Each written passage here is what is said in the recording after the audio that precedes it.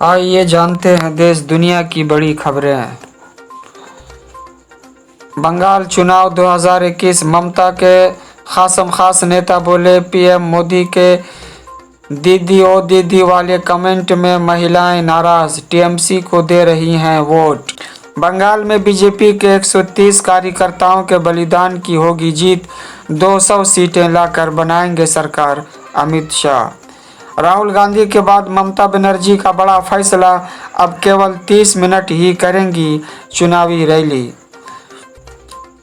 चुनाव प्रचार के दौरान मिथुन चक्रवर्ती की तबीयत खराब, कोलकाता के लिए रवाना। एक एक सांस को तरस रहे बिहार के लिए बड़ी खबर, बेगूसराय में फिर शुरू हुआ बंद पड़ा ऑक्सीजन प्लांट, 2 टैंकर पहुंचा पटना। बिहार के जेडीयू विधायक और पूर्व मंत्री मेवालाल चौधरी की कोरोना से मौत, बॉयफ्रेंड से बात करने पर ऐसा गुस्सा, पिता ने 2 बेटियों को ट्रक से कुचल कर मारा, फिर खुदकशी की। झारखंड में मानवता शर्मसार, सड़क किनारे शव फेंक कर फरार हो गया एम्बुलेंस चालक। अब आइए खबरें तफसील से। दिल्ली के सीएम केजरीवाल और एलजी के बीच बैठक में बड़ा फैसला लिया गया। केजरीवाल ने आज दिल्ली में 1 हफ्ते के लॉकडाउन की घोषणा की है। दिल्ली में पिछले 24 घंटे में कोरोना वायरस के कुल 25,462 नए मामले सामने आए, जबकि इस दौरान 161 लोगों की मौत हुई है। इस दौरान अरविंद केजरीवाल ने कहा कि यह निर्णय हमने बहुत मजबूरी में लिया है। इन 6 दिनों के लॉकडाउन में हम दिल्ली में बड़े स्तर पर बेड की व्यवस्था करेंगे। देश में तेजी से बढ़ते कोरोना का असर अब पश्चिम बंगाल विधानसभा चुनाव पर भी पड़ने लगा है। कांग्रेस नेता राहुल गांधी के बाद अब टीएमसी प्रमुख और बंगाल की मुख्यमंत्री ममता बनर्जी ने भी चुनावी रैली को लेकर बड़ा ऐलान किया। उन्होंने कहा है कि बाकी चरणों के लिए चुनाव प्रचार नहीं करेंगी। देश की राजधानी दिल्ली में कोरोना वायरस के मामलों में लगातार बढ़ोतरी हो रही है। संक्रमण के मामले बढ़ने पर दिल्ली सरकार ने पूरी दिल्ली में आज रात से लेकर अगले सोमवार तक संपूर्ण लॉकडाउन, संपूर्ण कर्फ्यू लगाया गया है। कोरोना के सबसे ज्यादा प्रभावित राज्य महाराष्ट्र में कहर जारी है। आलम यह है कि राज्य में हर घंटे कोरोना के 2000 नए मामले मिल रहे हैं। आंकड़ों से पता लगता है कि 2859 लोग हर मिनट कोरोना वायरस के संपर्क में आ रहे हैं और इतनी ही नहीं, हर 3 मिनट पर इस वायरस से एक व्यक्ति की मौत हो रही है। बता दें कि महाराष्ट्र हर दिन कोरोना के रिकॉर्ड मामले आ रहे हैं। रविवार को भी यहां कोरोना वायरस के 68,631 नए मामले दर्ज किए गए हैं। यह पहली बार है जब राज्य में एक दिन के अंदर कोरोना के इतने मामले आए हैं। नए मामलों के बाद अब तक राज्य में कोरोना के कुल 38,39,338 मामले आ चुके हैं। इतना ही नहीं, रविवार को राज्य में रिकॉर्ड 503 मौतें भी दर्ज की गईं, जिसके बाद कोरोना से मरने वालों का आंकड़ा 60,000 पार पहुंच गया है।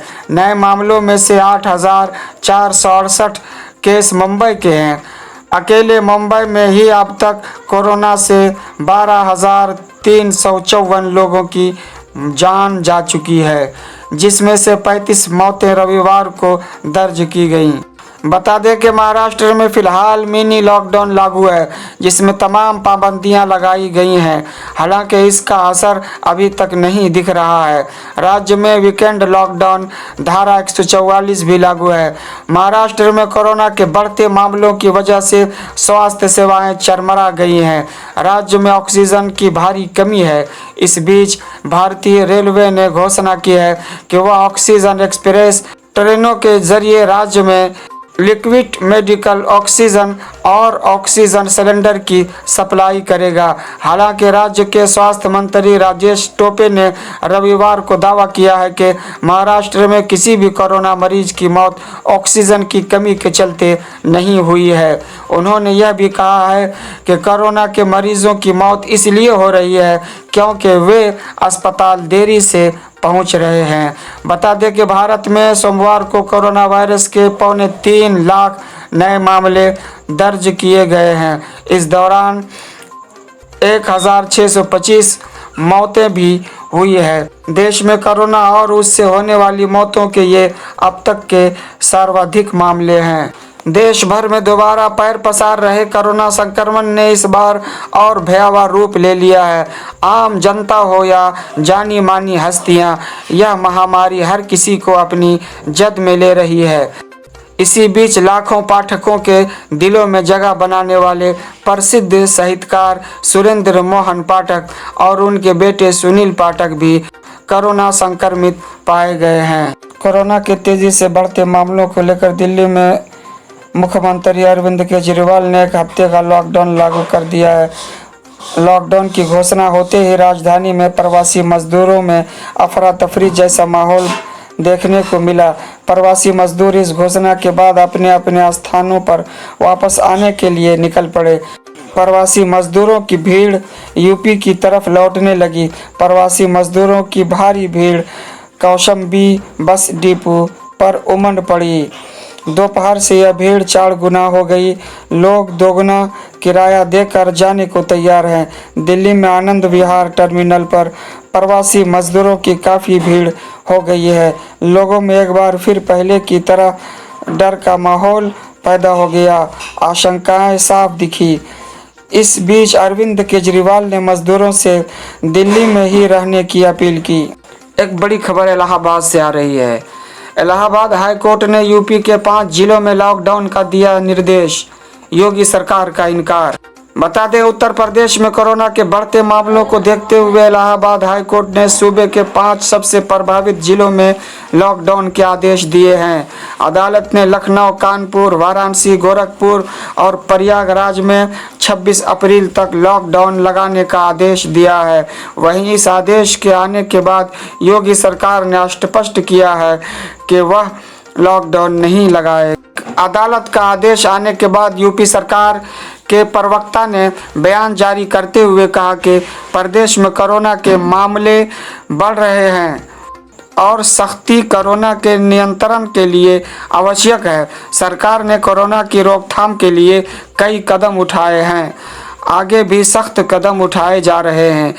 जीवन बचाने के साथ गरीबों की आजीविका भी बचानी है।